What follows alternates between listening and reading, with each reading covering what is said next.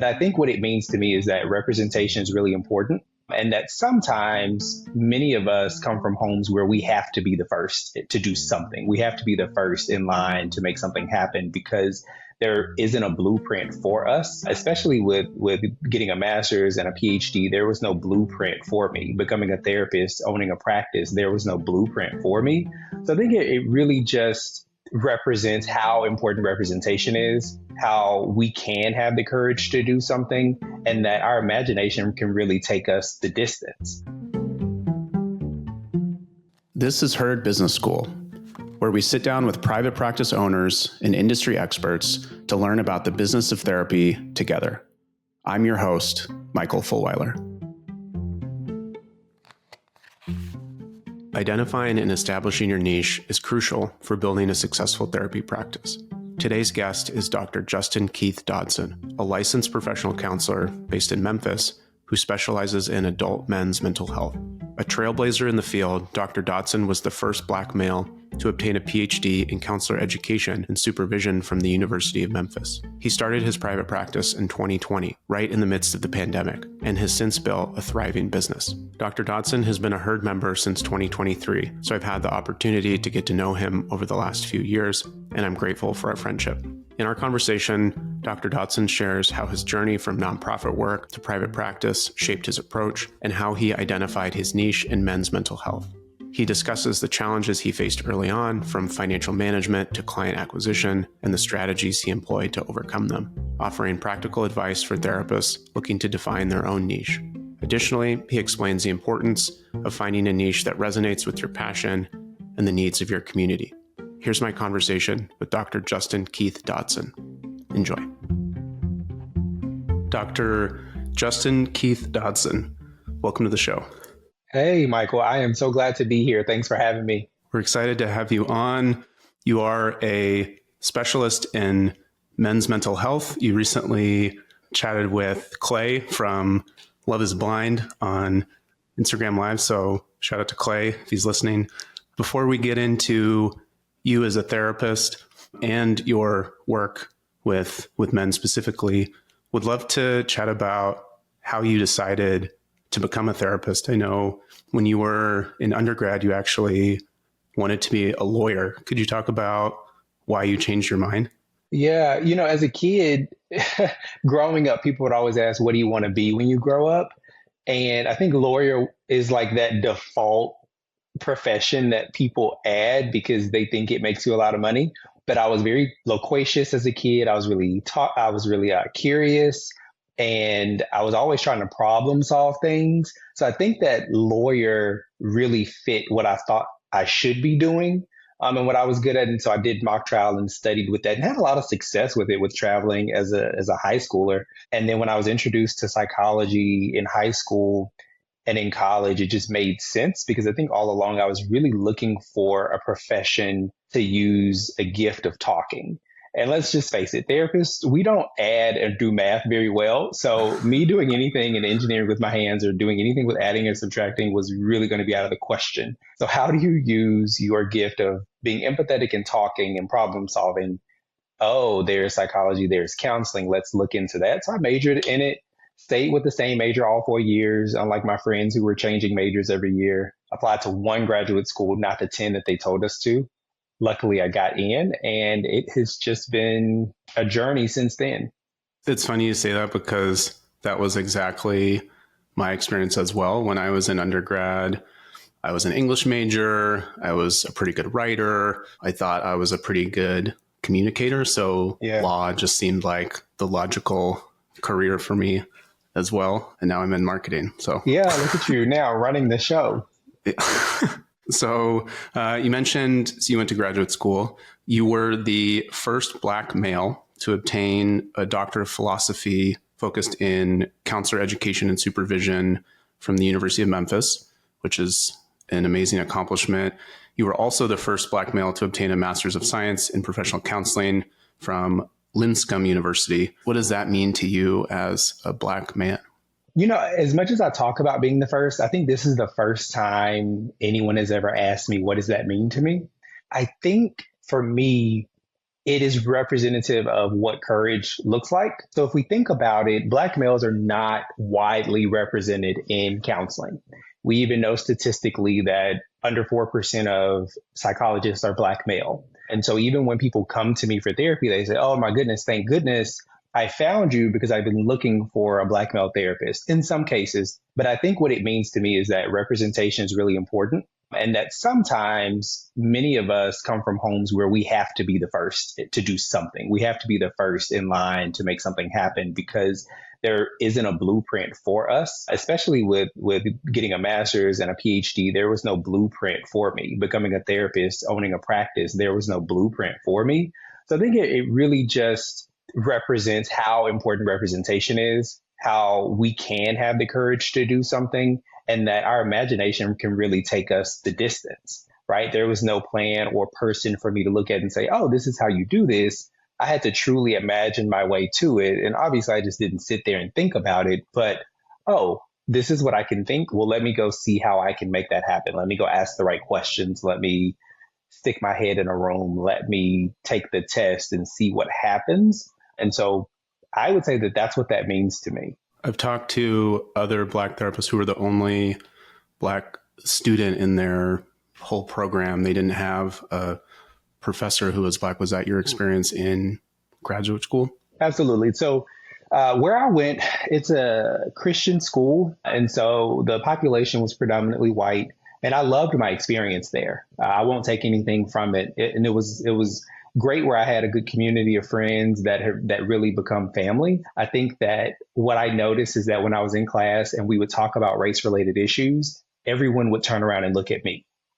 And it really felt like this pressure to be the voice for all people of color, all Black people, which I don't know if there's a way for me to do that. I can give you my lived experience. I can offer you a perspective, but I can't answer the question every time for the entire race and gender. So I think that felt very pressurized for me in some spaces, specifically when we're talking about career, race-related issues in counseling and using spirituality or religion in counseling. I remember those were the classes specifically that I felt, oh boy, now I'm on display with a microphone in my mouth, even though I'm sitting in the back of the room.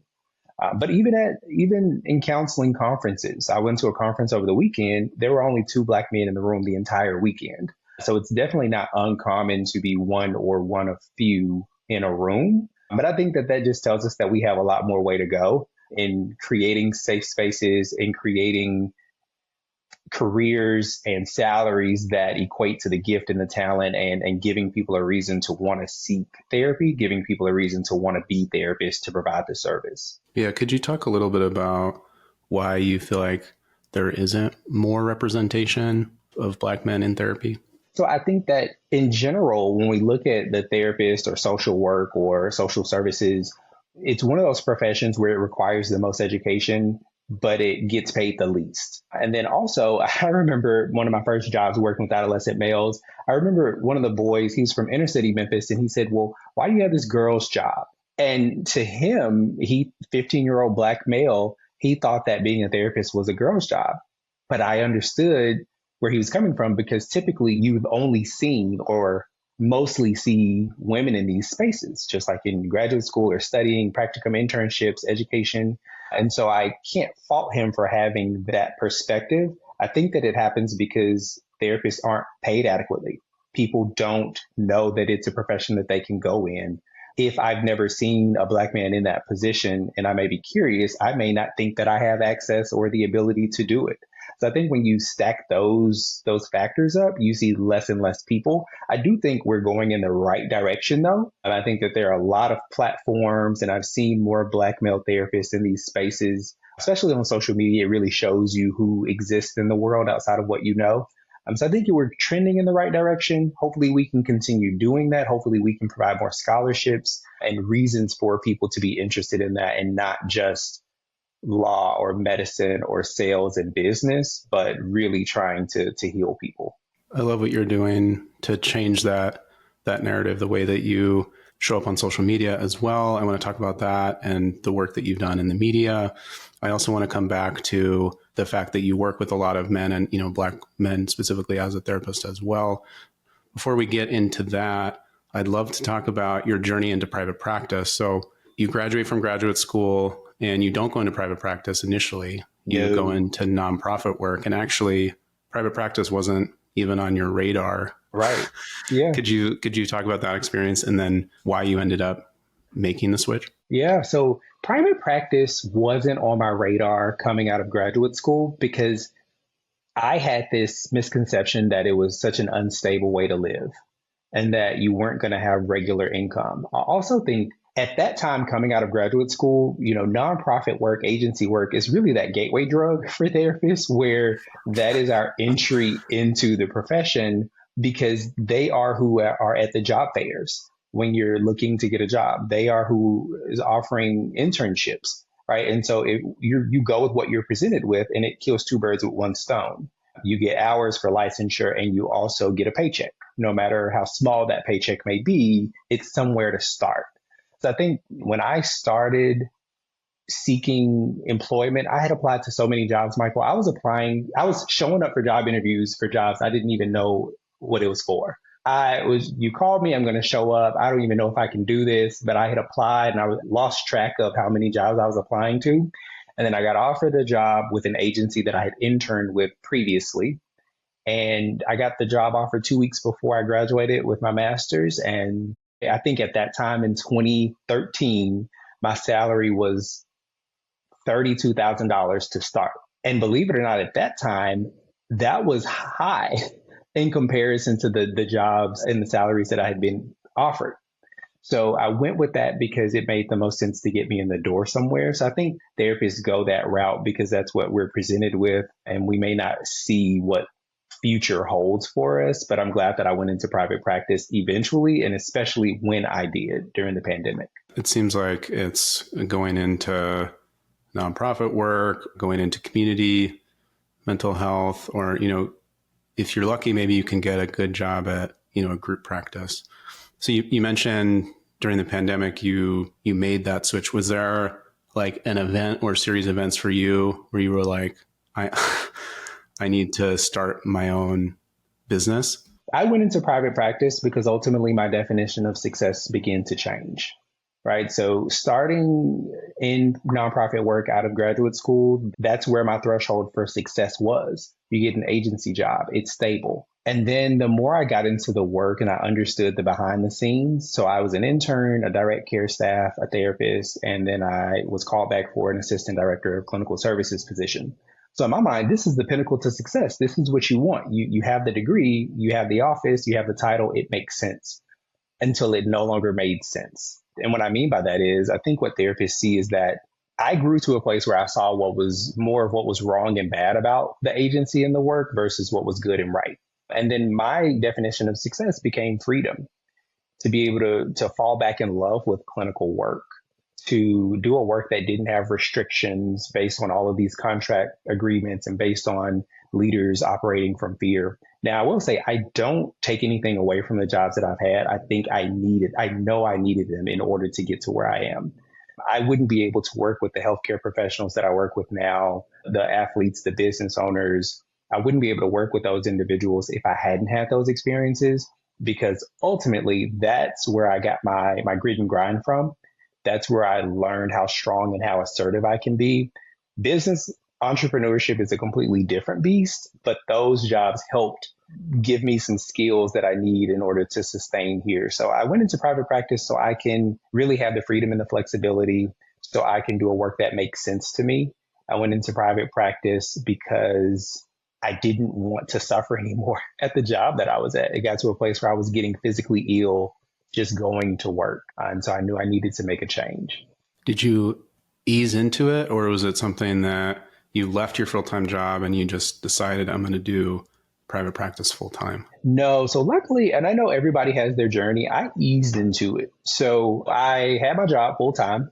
And so what I did when I decided to open my practice, a friend of mine had done it, and I paid attention to what she was doing because she'd left her job at a school. And I said, well, let me come over Friday night. I'll buy you food, help walk me through the LLC process. So we literally sat on her sofa, probably in the dark, eating food and going through the Tennessee registry to figure out a name, to figure out how to pay for my LLC.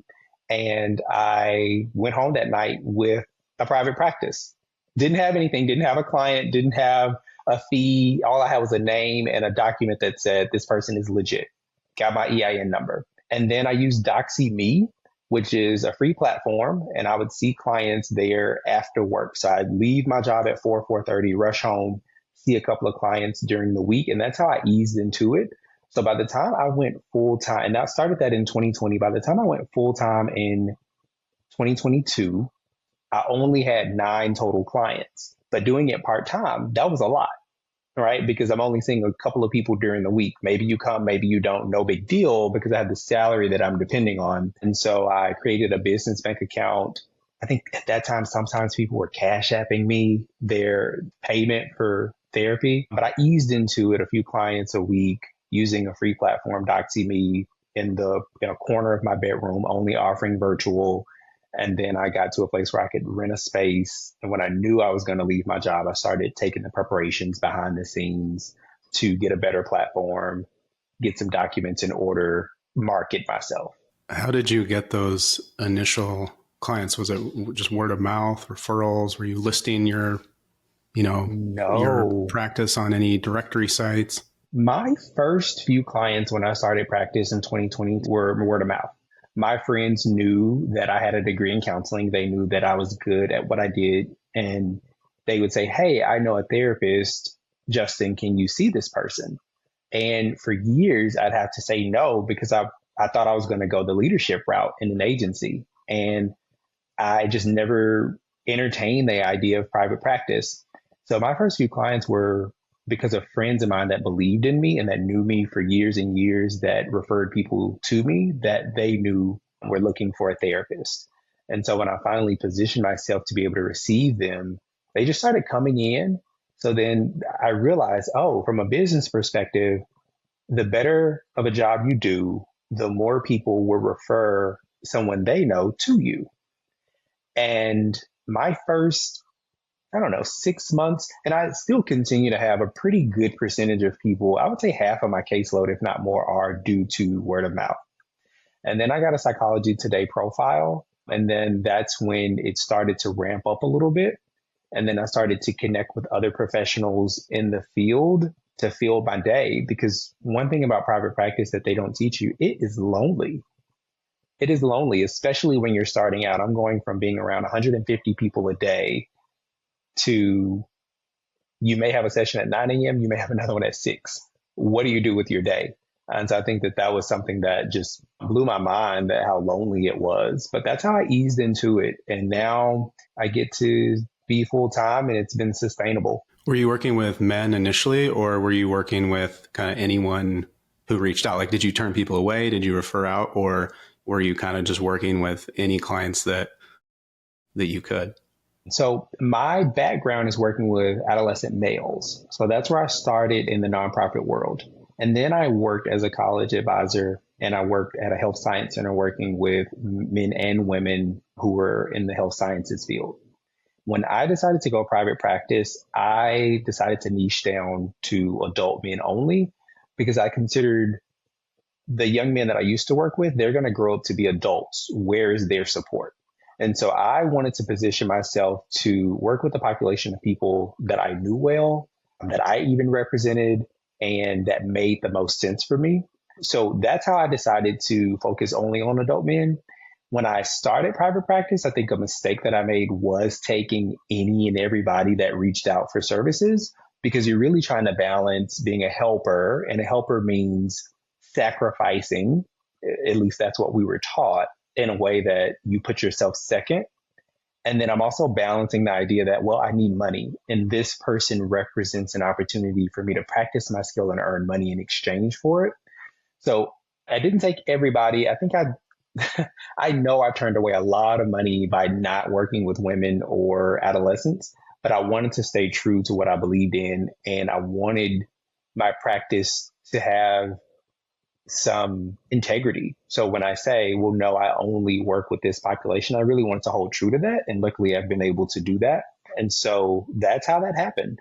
I think that mindset of, I have this potential client reaching out to me, if I say no or refer them out, like I'm, leaving money on the table, I think is very common. The reframe or mindset shift there, right, is like, if this isn't a client that I can really help or serve, then I'm not doing my best work as a therapist, right? And also that if am working with clients who are not a good fit for me, when I do get clients who are a good fit, reach out, like I can't help them now because I'm full, right? So I think it's that there's a little bit of like a scarcity mindset there. I think that's helpful to move away from. It's completely a scarcity mindset, and I get it. But I remember, I think one of the things that I've struggled with was setting a fee and sticking with it, and also saying no when I did have a bad feeling, or listening to my gut, saying no when I knew that I couldn't help them, or saying no when they needed something that I just didn't want to offer. And so I think that when you're looking at business ownership, especially with private practice, really honing in on what you can do, what you can't do, focusing on what is in your scope of practice, but then also listening to your gut. I always tell my clinicians, within the first 5 minutes of a consultation call, if this person is going to be a good fit for you. And I think when you're starting in business, you're so focused on how do I present myself in a way that they want my product, right? So from a business aspect, you're really in sales. Whether we want to believe it or not, therapists are in sales. And when I tell people that, they're shocked, but truly, my product is trust. My product is helping you solve an unmet need in your life, helping you connect the dots.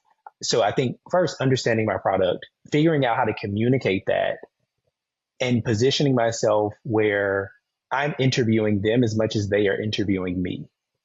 Because I don't want either one of us, client or myself, to feel desperate to make this happen if neither one of us, or at least one of us, don't feel good about this initial contact. I'm glad that you're bringing this up, because I think when people hear sales, therapists especially, it's like, it's a turnoff, right? Of like, oh, sales, there's this connotation with sales as like, it's something that is pushy. I think we think about like the used car salesman, right? Who's like pressuring us to buy something. Yeah, it's cringy. But, in reality, sales is about helping people to find a solution to a problem that they're looking to solve, right? And so if someone is reaching out to you for therapy, it's about, evaluating whether you can help them with, what they're struggling with. And that's really what sales is in that context. It's like, you're not selling yourself something that they don't need or they don't want. It's just evaluating whether it's a good fit. And we don't call it a sales call, but our consultation calls are sales calls, because I am assessing if I want to work with you based on your presenting concern and your motivation to change. You are assessing if you want to buy my product based on what I'm telling you I can do. If you don't feel comfortable at the end of that call about what I'm offering you, then you're not going to buy the product. And I didn't make a sale. So I think there's really this point of conversion that we want to reach in terms of our KPI, where, all right, if I have 5 calls this week, how many of those do I want to transfer into a client? When I was starting in private practice, most of my calls would become paying clients. And then I got to a point where I wasn't doing that with everybody based on whether it be they decided to go a different way, I didn't take the insurance that they wanted to use, they were really interviewing multiple people and they were waiting on someone else to call them back, or I didn't do well that day in the call. And it takes time to get that down pat. If you do 5 calls a day or however many calls a week, eventually you'll get there and you'll practice it and you'll understand what your elevator pitch is and you'll understand your product more. But in the beginning, that is a struggle with, now I'm trying to build a business, and that business takes so much connecting with people, building an infrastructure that you had at an agency. Now you're trying to build that for yourself. And I'm not saying that to scare people, but the reality is private practice is a business. And in order to make it work, you have to be willing to go the extra mile, understand the business side of it, because we already have the clinical side, right? But being a business owner, being a good therapist is only half the puzzle. You mentioned KPI, which might be a term that, folks don't know what that means. Key performance indicator. So in a business, a KPI is a metric or a number that you're tracking, right? So, KPI could be, our business goal is 20 consultations per week, right? So that's like a KPI that you have set and that you're tracking, or a conversion rate you mentioned. So we want a 25% conversion rate from free consultation to paying client, right? So at least 5 people we need to convert of those 20 calls. And I think this is a really important point because a lot of therapists aren't measuring or tracking these things. And a lot of therapists that I talk to who are, looking for help with marketing, that's where I start. It's like, okay, well, let's look at the numbers and let's look at the data. And it's like, well, there isn't any data. Mm-hmm. It's like, yeah. Okay, well, that's a great place to start. Let's start there and at least establish a baseline, right?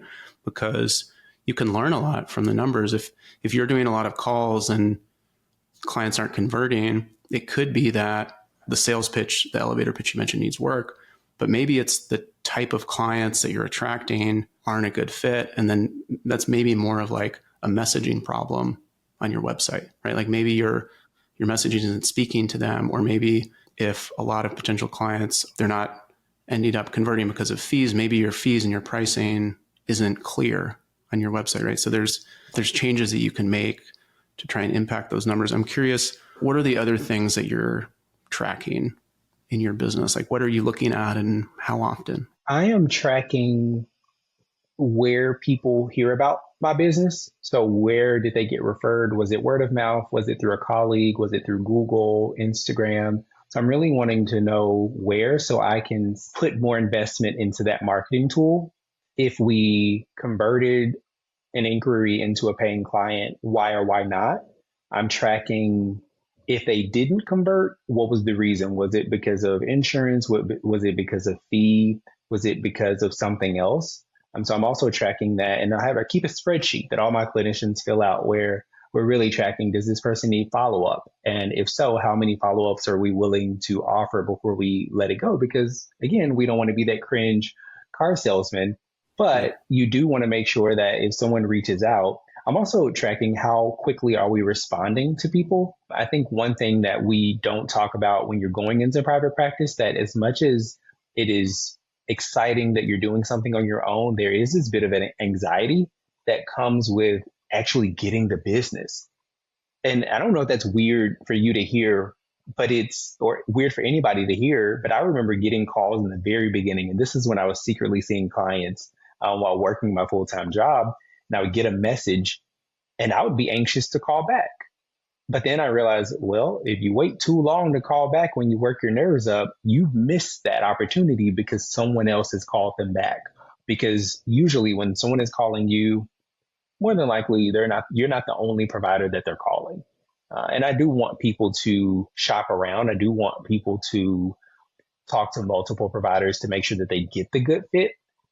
Sometimes if you're the only person they're called and they feel great about it, great. But sometimes you're calling more than one place to see what you can get. And that's the reality of it. What do you think was beneath that anxiety for you in following up with people who reached out? I think I was anxious about reaching back out to people in the very beginning, because what would it mean if I actually started working with this person? What would it actually look like if I met success in this way? Can you actually sustain this when you put your foot in it? Can you actually go the distance? Because I'd never done it before, right? So it goes back to that. It had never been represented for me. I was trying something completely new. So I think one thing for therapists is to not get so caught up in fear, because fear can paralyze you. But there was no evidence that I couldn't do it. I just didn't have proof that I could, if that makes sense. So not getting caught up in fear, calling people back sooner than later, or at least messaging them to make sure that their call has been received.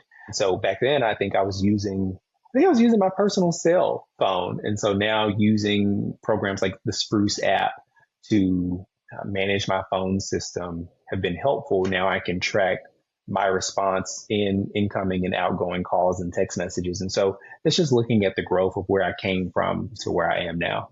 I remember when I started my own marketing consulting company, I was having similar feelings where, I built the website, people started reaching out, and then it's like, okay, well, what if I can't help them? What if they pay me for my service and we get into this engagement and I can't help them? Which is like a totally irrational fear to have, but it's just like you go to that place of, oh no, like they're paying me money, now I need to deliver, and what if I can't? And that self-doubt starts creeping. Was that similar to what you're talking about? Absolutely. I even had for a while, and this was in my first year, I had this, let's call it anxiety around charging people. Truly creating the invoice, having them pay, charging the card, because ultimately when you were with an agency, you just got a paycheck. That was it. You didn't see the interaction between utilization review or insurance and the contracts and how they paid the agency. You just knew you were going to receive a paycheck twice a month. But there became this, oh my goodness, I can't believe I'm doing this mentality. But I also think that comes from a scarcity mindset that therapists are trained to have. You're trained to hone your skill and develop a system that can help meet the need for people. And that deserves and requires a fee in exchange for that. And so I had to understand that to release the anxiety I had around charging people, because ultimately this is a two-way street. They're expecting me to deliver on a service, to be on time, to be knowledgeable, to be perceptive and experienced, and to meet their need. I am expecting them to be on time, show up, communicate, be prepared to talk, having done that therapeutic assignment, and to ultimately pay. And so understanding this transaction, understanding what each person was expecting in the relationship is really important. But to set it up in a way where we're not focusing on the money part, we're focusing on meeting your need from a therapeutic standpoint. And so having those initial conversations in the consultation call, even in that first session where you're going over informed consent, reiterating the fee structure and no-show fees and all that, which I didn't have in the beginning, and understanding how important that is in you being able to sustain your business. I've seen that show up in other ways as well. You mentioned charging a no-show or cancellation fee. Even if it's in your policy, a lot of therapists struggle to enforce it. It's like, oh, they didn't make the session, so I feel guilty about charging them, or they had something come up at work or in their family, right? But the reality is you're losing money then as a business owner if you're not, sticking to those policies. And then also raising your fees can be a challenge too, right? It brings up some of that money stuff too, of like, oh, if I raise my fee, now the expectation is going to be higher, or I need to deliver a better service. So now there's all this pressure. Have you experienced that as well? I was actually talking to a friend this morning, colleague of mine, where I said, therapists, we will go out and do a training, because I did phase 1 of a training recently, and I thought it was a joke. But what I realized is, and I'm not going to name what the training was, but I realized we are willing to invest financially in something that we think will make us better. What if we really just have the gift that we need all along? And so continuing education, conferences, articles, research, all of that is really, really important. And we don't have to get every certification and everything. Because I remember at one point I was saying, well, I need to go get this certification before I can raise my fee. And that is really discrediting what I can already do without that certification. I also think that there is, when we talk about raising our fees, or I'll tell you one thing that was surprising for me, or that I struggled with, was actually setting a fee, identifying how much I needed to charge in the beginning, how much I needed to charge, and sticking with it. Because what I learned is that when I struggled with setting my fee, that's when I allowed people to haggle with me. And now, because of that, I'm not getting paid what I expected or what I wanted. And now I secretly am doing this service with an attitude, because I know I'm not receiving what I want or deserve. And so I think that there really is this mindset that we have to get into around being okay with setting your fee, paying attention to what the market is doing and what other providers around you are doing, looking at your level of education and experience, right? So I'm in Tennessee. People aren't typically, from what I know, aren't going to pay, or at least my belief is, $500 a session as if we were in other markets. But I do know that I'm really good and my clients know what I bring. And so when I have raised my fee, I was more uncomfortable than they have been. I literally had someone say, Justin, spit it out. Because I was struggling to talk about a fee change. And my client said, spit it out. I'll pay you whatever. Just get to it. And that was affirming to me because they understand what they're getting when they come into the space with me. And I think if more therapists understood the power of their gift, that would make a difference in what we're willing and able to do for ourselves. Now, I'm not talking about robbing people, but I am talking about knowing that you deserve to take care of yourself and your bills, knowing that you deserve to go on vacation and to buy something nice and to continue your license, continue your education so you can continue offering this quality service to your clients. It's not just about my bills, it's also going into my business too.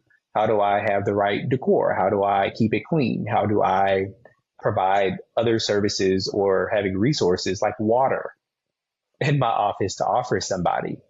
I love that framing of seeking certification is almost like a way to cope with your own imposter syndrome, right? Of like, oh, I'm not a good enough therapist, or I don't feel confident in my abilities as a therapist, so I need to go get this certification, or I need to go do this training.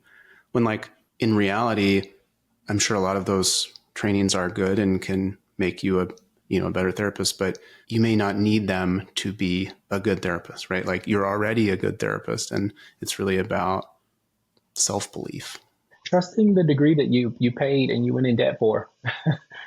Trusting the gift that you have that got you the job before you went into private practice. Understanding that it is still a journey and a process, and you don't have to have all the answers overnight. So what I did in the beginning, every month, I would assess what went well that month and what I wanted to change. Every quarter, I would do the same thing. And then every year, I would reevaluate in October and set my goals for the next year.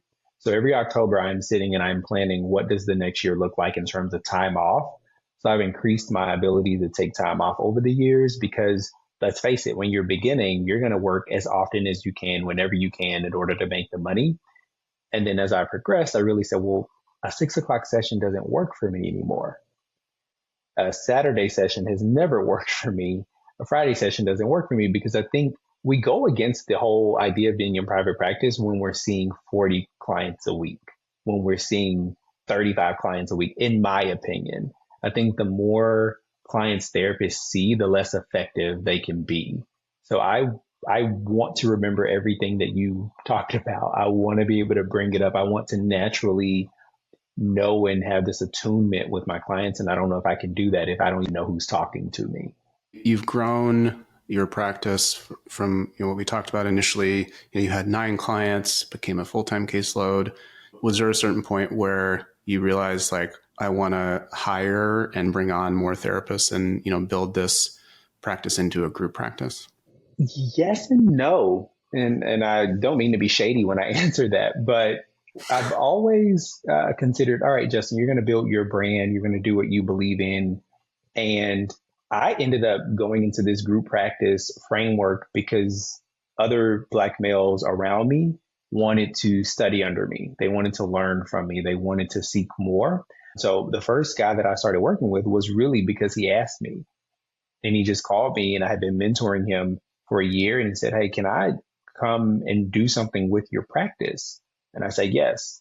And then the second person really was a student who became an intern, who we've tried it out. And that's the way it's come about. I know for a fact when I started this process, I did not have in mind to do a group practice.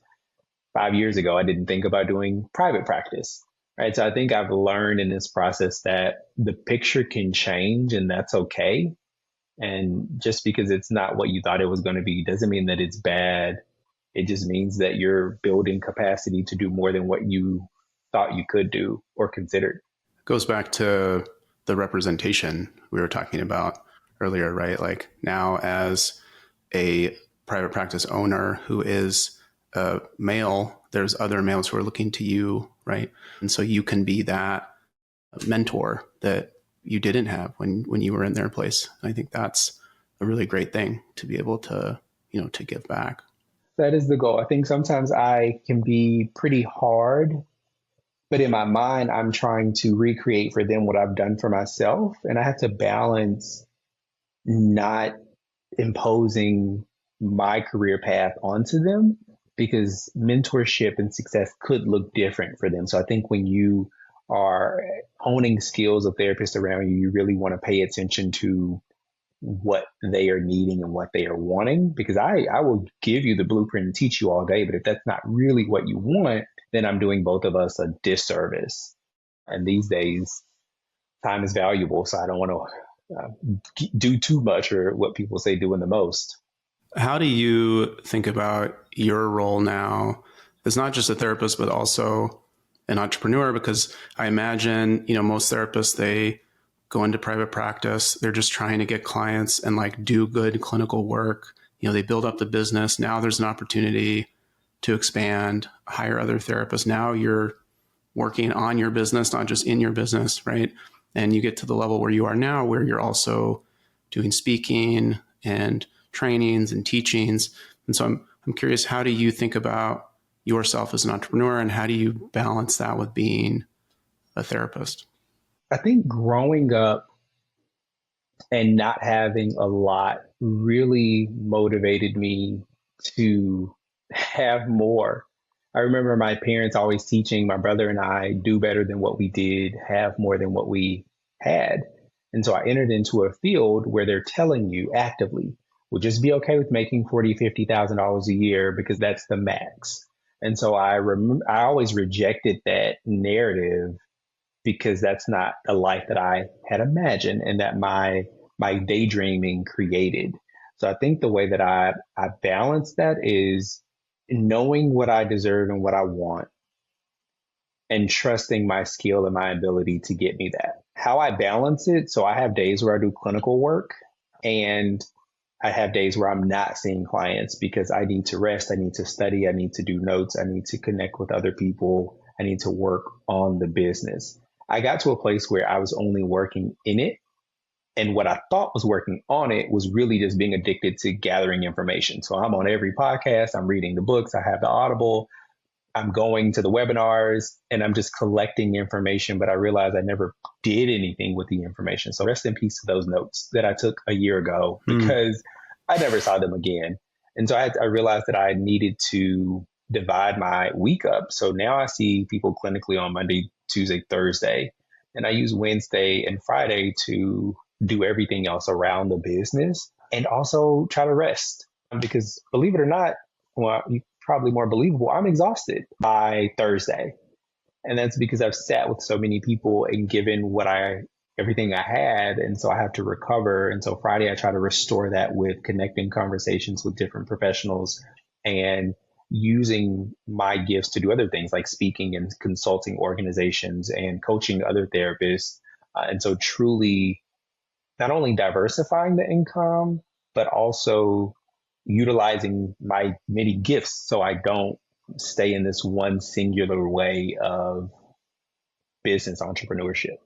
How do you think about building your brand, your personal brand, and leveraging social media?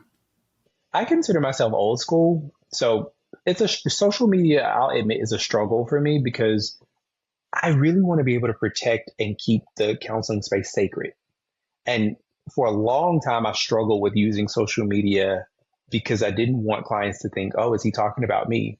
And I didn't want to disrespect the profession.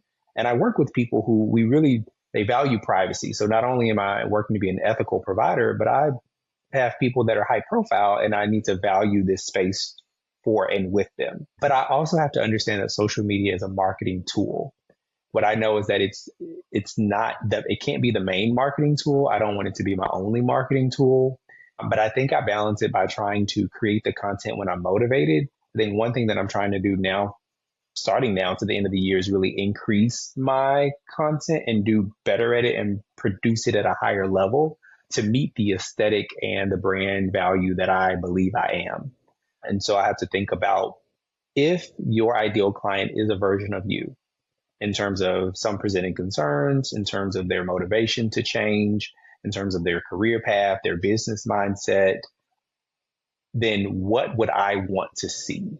What would make me say, ooh, yes, that's a product that I want to watch, hear more from? And so trying to translate that into social media, I think has been a challenge of mine because I really just wanted to be word of mouth, Psychology Today profile, but understanding that as a business owner, using multiple ways to market yourself and to let people know that you're out there is really important. And honestly, I don't really get a lot of clients from social media. I get opportunities for speaking and consulting from social media. So understanding what that market is. And even though I work with adult males, most of my following are women. And I understand Hmm. that that's partially because something I'm doing or not doing, but also there are a lot of women who serve as gatekeepers for the men that I see. So they get to see me and what I do, and they get to say, well, hey, husband, boyfriend, friend, cousin, brother, go see this person. This is a resource for you. And so I understand that that is the way my business has been structured, and I'm okay with that.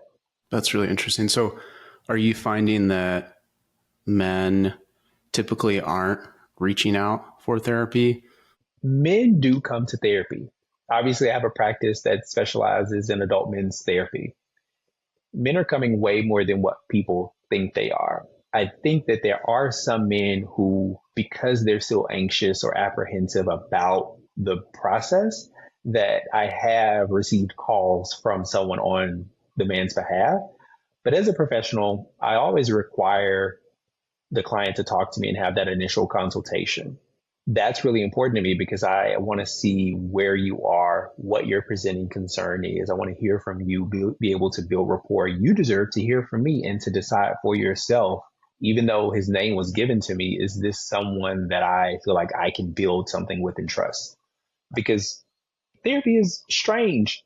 As much as I love it and I'm in it and I believe this is my purpose, I recognize that asking a stranger to come talk to you about their stuff can be a strange experience. I think it's one where over time you build the trust, the respect, the love, the intimacy, the safety, the freedom. But you can't do that if you never take the call. You never do that if you never position yourself to be what somebody needs. And I think being a business owner who works in their business and on their business is a way that I can continue to stay in position to be what people need.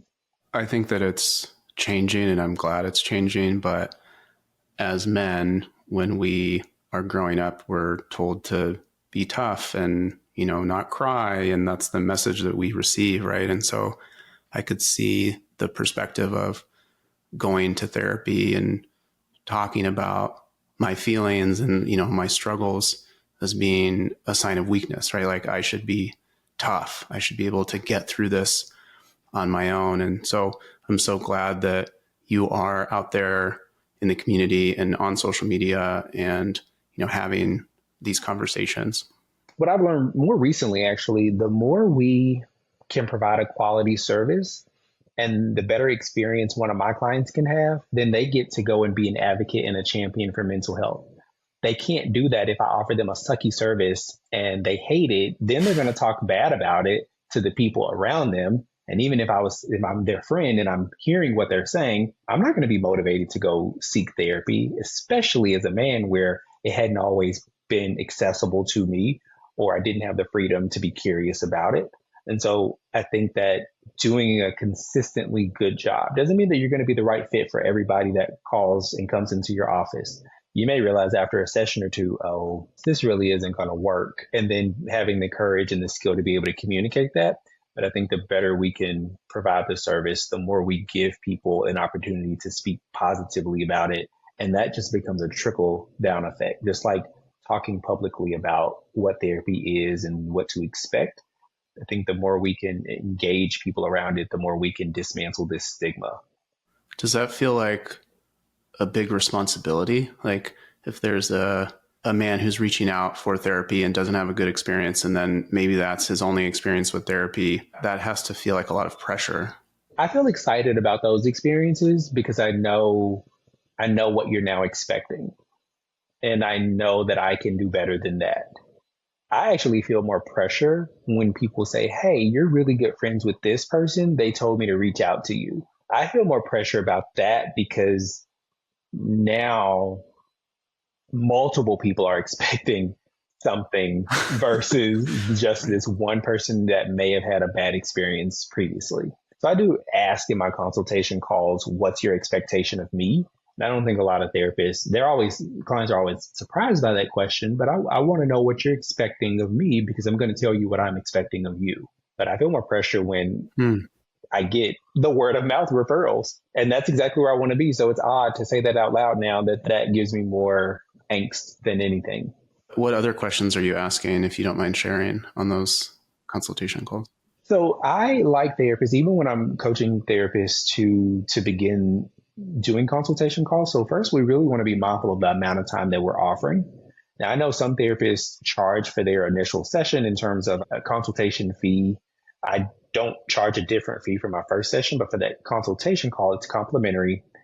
When I was starting, I was offering a 30-minute call. A 30-minute call really turns into a 45-minute call. And before you know it, you've offered free therapy. So I recognized that I was getting bamboozled. So now I offer a 15-minute complimentary call. Sometimes it goes over a couple of minutes, but that's okay. And so I'm asking what the client goals are or how they want life to be different as a result of therapy. I'm really assessing if they have any active suicidal ideation because I don't knowingly take on clients who are actively suicidal. I'm asking how their preferred method of payment, what that is based on what I'm offering. I've learned that people don't really read. So they say, oh, I have this insurance, or I don't know what insurance I have, or what is private pay. So I'm educating as well. So I'm asking questions, but I'm educating on what the difference is between private pay and insurance and what plans that I take and expected copay responsibility. I'm also asking where they heard about me as well. And then I'm assessing their motivation. So that's really the spiel that I go down and talking about what they expect from me as well. So I like to stick there and then answer any questions that may have not been answered on my website or through where they've seen me or heard about me. That's really helpful and really tactical. We could continue this conversation for hours, I'm sure. Would love to have you back on the show as well. I do want to wrap this up here just to be, respectful of your time. We have a segment on the show here that we call the footnote at the end. So my last question for you is, what's one thing that you want therapists to take away from this conversation today? I want therapists to take away from this conversation that you don't do yourself a service getting caught up in fear and limiting yourself to what you think you can't do. I also want therapists to be aware that private practice and business ownership is a process and it is not completely glamorous. I want them to know that hard work is necessary. You're really working all of the time. And the difference is when you're working for an agency, I found myself working to impress so I can get to the next level. Now I'm working to thrive and to stay in position to be what people need me to be. And so there's a different level of satisfaction when you're working all of the time as a business owner versus working for an agency. So that's what I'd want clinicians to take away from today. You have this quote that I've heard you say, that your business shouldn't feel like a hustle, but you do have to hustle to run your business. Absolutely. Which I think is speaking to what you're saying. Any closing thoughts on that? As therapists, I encourage us all to get out of this scarcity mindset. We're babysitting and we are doing taxes and we are a therapist and we're doing all these different things just to skate by. Truly focus in on your niche and figure out who you get the most energy from seeing and who you think you can help the most. And then also paying attention to what you need. Only look at a couple of people that are doing what you want to do.